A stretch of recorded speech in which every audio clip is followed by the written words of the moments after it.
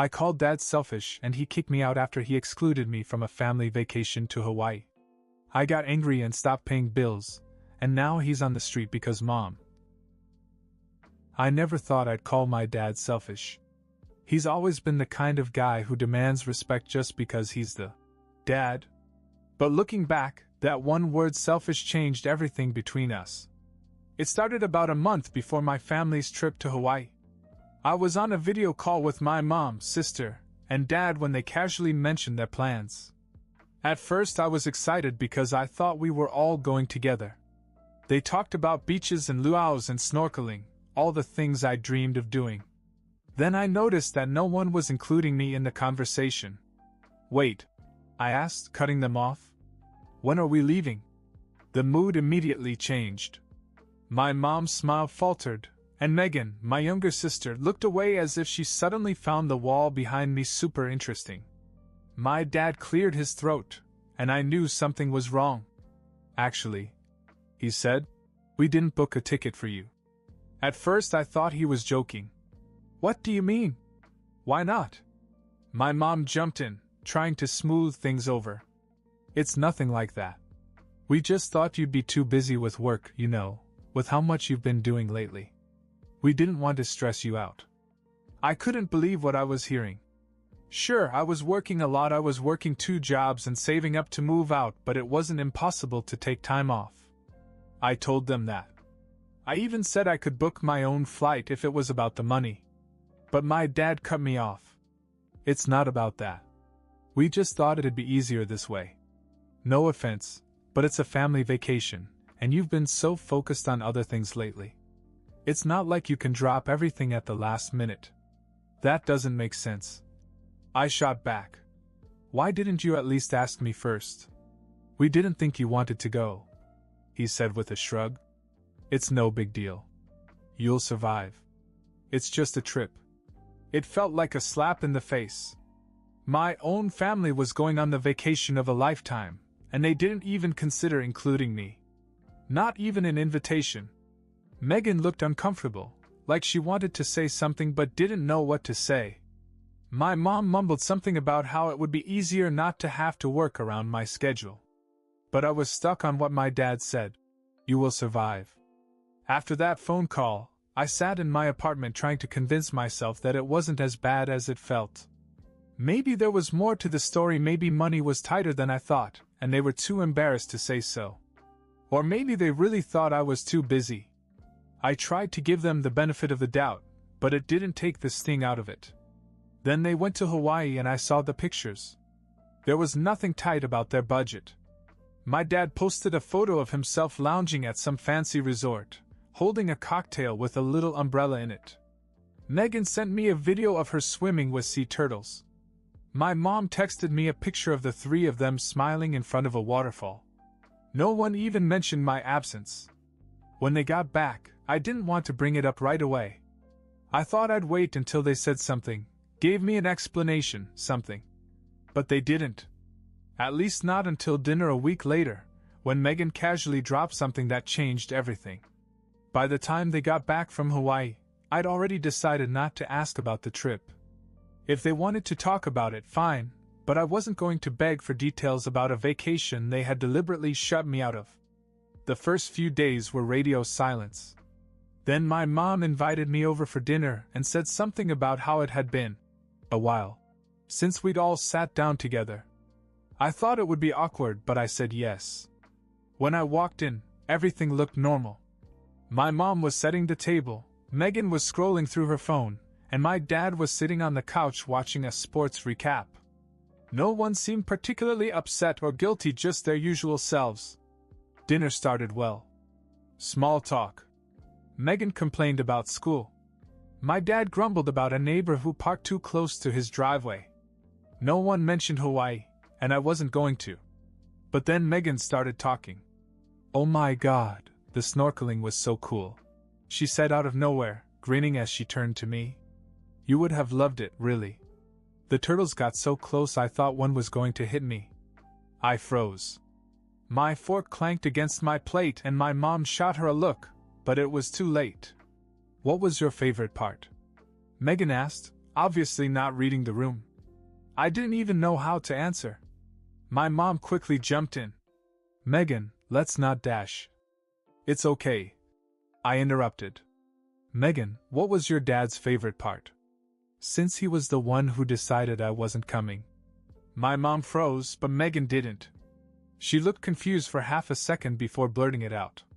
Oh yeah, Dad said he thought it would be less stressful without you. Like, he didn't mean it in a bad way. Just, with your schedule and everything, he thought it would be easier not to have to worry about Dash. Megan, my mom snapped, glaring at her. But I didn't care about my mom's reaction. All I could focus on was my dad, who was sitting there like nothing was happening, picking at his food. You're unbelievable, I said, looking right at him. He finally looked up. What's that supposed to mean? You didn't want me to go? You couldn't even say that to my face? I had to hear it secondhand at the dinner table? That's pathetic. His face immediately turned red. Watch your mouth. Don't talk to me like that. No, I said, shaking my head. You're being selfish. You didn't even think about how I would feel. You just wanted to have your little trip without me. And now you can't even admit it. That's when he lost it. He stood up so fast his chair scraped the floor. You don't call your father selfish, he shouted. You think you can talk to me like that in my house? If you don't like it, you can leave. Before I could answer, he stormed out of the room. A second later I heard a door slam upstairs. I thought that was the end of it until he came back. This time he had my things. One by one, he started throwing my clothes out the window, yelling that if I didn't respect him, I wasn't welcome. I stood there in shock for a second before I realized he meant it. My mom tried to stop him, and Megan yelled at him to calm down, but he just kept going. So I left. That night, I packed up everything that hadn't already been thrown out, put it in my car, and drove to a friend's house. I was so angry I could barely think straight. But the one thing I knew for sure was that I was done. Done paying their bills, done paying for groceries, done sending Megan money for school stuff. If they wanted to pretend I wasn't part of the family, fine. They could do it without me. I had no idea how quickly that decision would blow up their whole world. The first thing I did the next morning was cancel every payment I had set up for them. I don't think my family realized how much I had been covering. For months, I'd been paying their electric bill, their water bill, even their internet. I helped Megan with her college textbooks and sent money whenever she needed something urgent. I wasn't rich by any means. I worked 2 jobs to make it possible, but I wanted to support her. Or at least I did. That morning, I logged into every account I could think of and cut them off. I canceled the automatic payments for their utilities and canceled the grocery delivery service I'd been paying for. I even cut off Megan's monthly allowance. It felt petty, but honestly, I didn't care. If my dad didn't want me in the family, fine. They could handle everything on their own. I didn't hear from them for the first week. I stayed at my friend Eric's house and tried to figure out my next move. Eric kept telling me I'd done the right thing, but I still questioned myself. I mean, it wasn't Megan's fault, or even my mom's, really. It was my dad's. Still, I didn't want to back down. Then the phone calls started. The first was from my mom. She left a voicemail, her tone much softer than I expected. Hey, sweetie. We need to talk about the bills. I'm not sure what's going on, but the power company said they haven't received payment. Call me back, okay? I didn't. The next call came a day later. This time she sounded more stressed. Listen, I don't know what's going on, but the water's been turned off. I thought you were still taking care of it. Call me as soon as you can. I ignored them too. By the end of the week, they'd lost patience. My dad called, and this time there was no sugarcoating. You think this is funny? He said, his voice sharp. I know you're the one who stopped paying. Do you have any idea how irresponsible that is? You're screwing over your own family for what? A temper tantrum? I let him rant for a while before I finally replied. I'm not paying for anything anymore. I said. Figure it out yourself. You think we can just pull money out of thin air? He shot back. That's not my problem, I said and hung up. A few days later I got a text from Megan. She was the only one who didn't seem angry, just confused. Hey, can we talk? Mom's really upset. Dad's not saying much, but things are kind of a mess around here. I'm not sure what's going on, but if it's about the trip, I'm sorry. I didn't know you weren't coming until it was already decided. This text hit me harder than I expected. I felt bad for her, but I still wasn't ready to move. Then, out of nowhere, my mom called again. I almost didn't answer, but something told me I should. Her voice was softer this time. I kicked him out, she said. What? I asked, not sure if I heard her right. Your father, she repeated. I told him to leave. He's staying with your uncle for now, but he doesn't live here anymore. That threw me. My mom wasn't the kind of person to make big moves like that, especially against my dad. What happened? I finally asked. She sighed. I told him what you said. That you weren't paying for anything anymore. And, well, I realized that you've been keeping this house running, not him. He hasn't contributed anything in years, and he still acts like he's in charge. I'm done with it. I didn't know what to say. Part of me wanted to feel vindicated, like this was the justice my father deserved. But another part of me wasn't so sure. You don't have to come back if you don't want to, my mother said. But the door is open if you do. I just thought you should know that. I hung up, my head spinning. I had no idea how to feel about any of this. And I didn't realize it yet, but the fallout was far from over. I spent the rest of that day pacing around Eric's living room, trying to process what my mom had told me. She had actually kicked my dad out. It didn't feel real. Eric told me to go back home. It sounds like your mom is trying to make things right, he said. Maybe this is her way of showing you that she understands now. But I wasn't sure. It felt weird, like I'd won some twisted power struggle I hadn't even wanted to start. And honestly, I wasn't sure I wanted to go back. Not yet, anyway. Then Megan called. Can you come over? She asked. I don't know, Meg. It's still a little. I trailed off, trying to find the right word. Look, I understand why you're mad. And I'm not saying you're wrong, she said. But things are bad here. Mom is stressed, and Dad is angry. He keeps blowing up her phone, saying she's ruining everything. I don't think she's taking it well. I sighed. Fine. I'll come by tomorrow. When I got to the house, it felt like I was in a different place. The lights were dim and the living room was eerily quiet. My mother was in the kitchen, staring at a pile of unpaid bills. Megan was on the couch and looked relieved to see me. Thanks for coming, she said as she stood up. Mom's, well, you'll see. I walked into the kitchen and my mother looked up. She looked tired, older somehow. Hey, I said. You okay? She forced a smile. I'm fine. It's just, everything feels like it's falling apart all at once. I looked at the bills on the table. The pile was bigger than I expected: electricity, water, internet, and a bunch of others I didn't recognize. I'm trying to keep up, but your dad never handled any of this, she admitted. And now that he's gone, I realize how much we relied on you. I should have stepped in sooner. I'm sorry.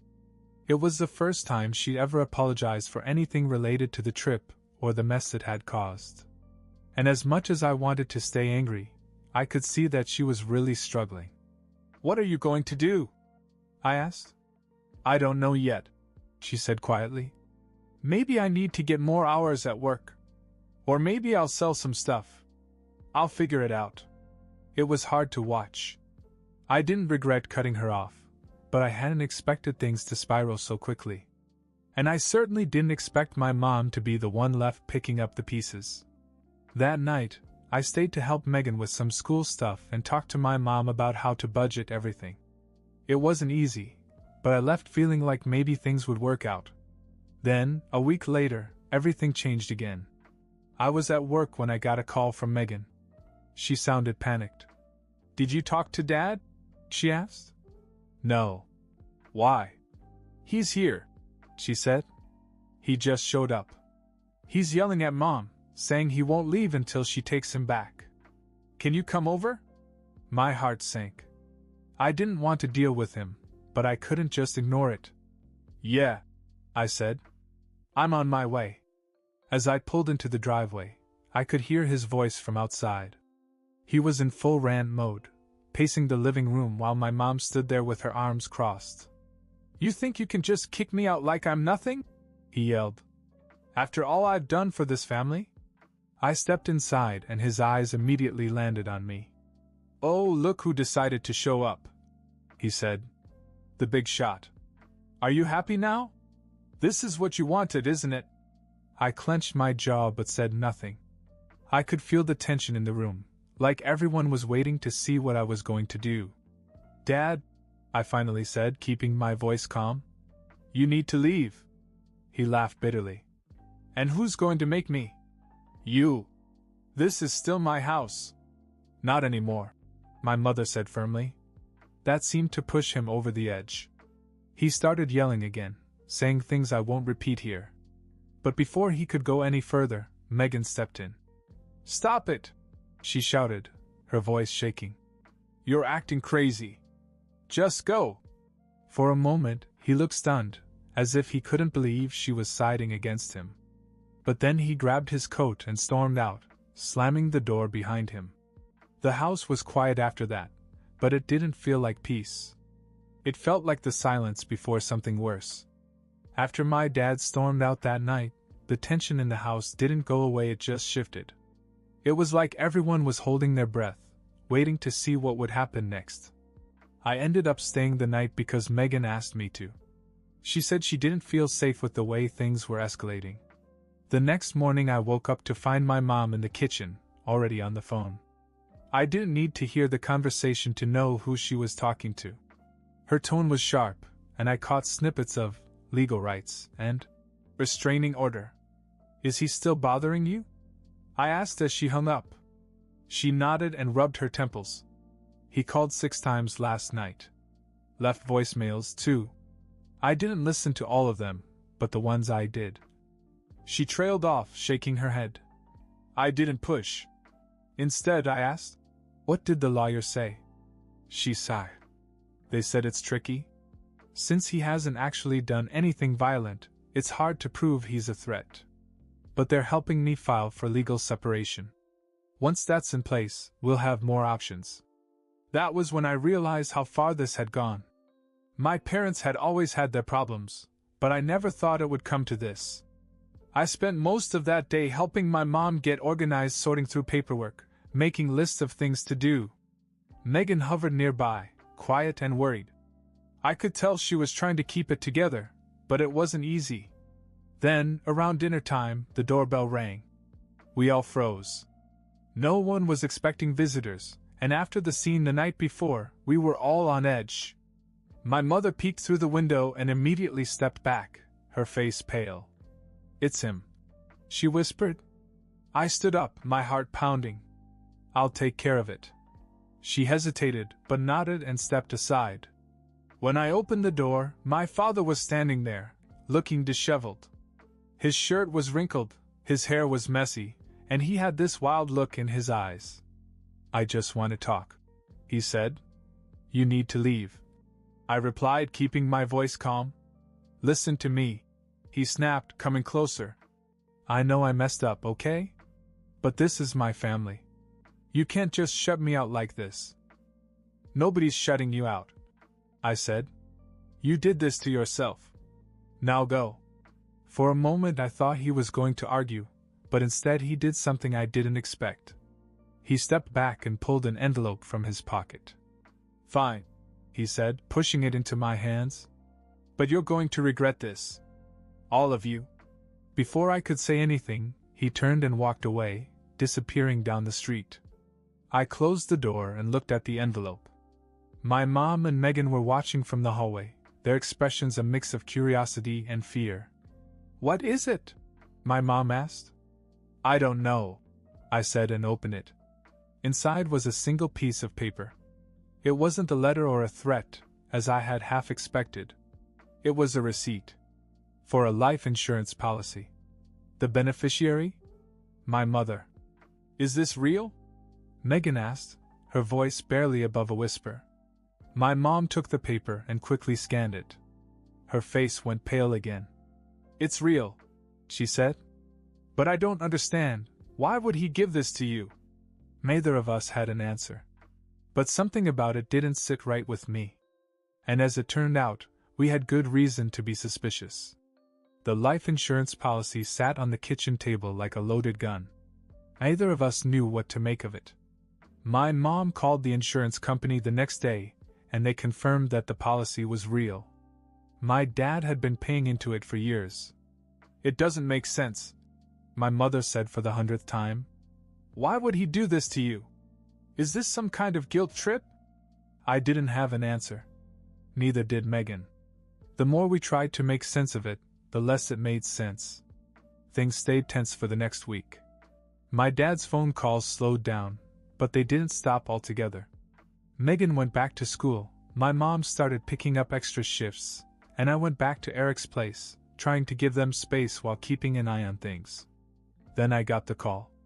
It was from my dad. Hey, he said. His voice was strangely calm, as if nothing had happened. Thought you should know I'm moving out of state. Got a job, some construction thing. Just wanted to say goodbye. I didn't know how to respond. Okay. Take care of your mom and sister, okay? He said. Then he hung up before I could say anything. I wasn't sure if I believed him, but a few days later my mom got a letter from him that confirmed it. He said he'd moved his stuff out of my uncle's house and was on his way to Arizona.